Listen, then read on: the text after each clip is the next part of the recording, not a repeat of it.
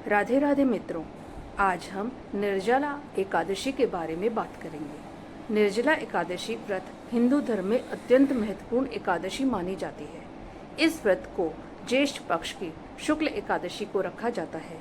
इस दिन जल सहित कोई भी आहार ग्रहण नहीं किया जाता, इसलिए इसे निर्जला एकादशी कहा जाता है। आइए इस व्रत का महत्व, विधि और पौराणिक कथा जानते हैं।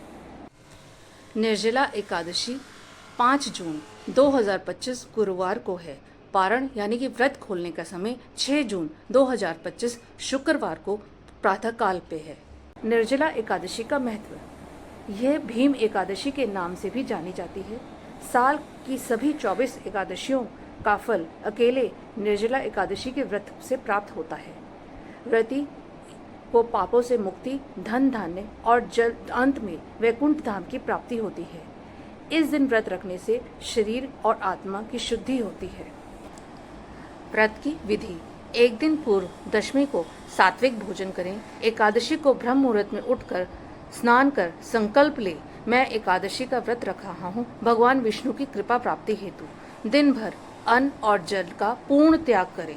भगवान विष्णु की पूजा करें। तुलसी पत्र, पीला फूल, पंचामृत, धूप बत्ती अर्पित करें। व्रत कथा सुने, भजन कीर्तन करें। रात्रि को जागरण करें। द्वादशी के दिन ब्राह्मणों को भोजन दान दें और व्रत पूर्ण करें।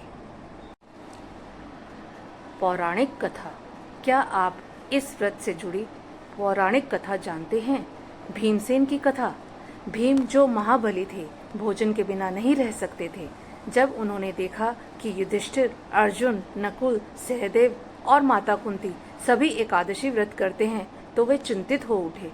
वे भगवान वेदव्यास के पास गए और बोले, मैं सभी एकादशी व्रत नहीं कर पाता, कोई उपाय बताइए जिससे मुझे सभी एकादशियों का पुण्य मिले। वेदव्यास जी ने कहा, तुम निर्जला एकादशी का व्रत करो।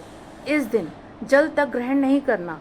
यदि यह व्रत कर लोगे तो सभी 24 एकादशियों का फल मिलेगा। भीम ने यह कठिन व्रत किया और तभी से यह भीम एकादशी और निर्जला एकादशी के नाम से प्रसिद्ध हुआ।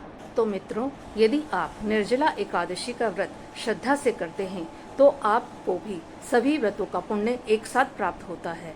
यह आत्मशुद्धि, संयम और भगवान विष्णु की कृपा प्राप्त करने का श्रेष्ठ अवसर है।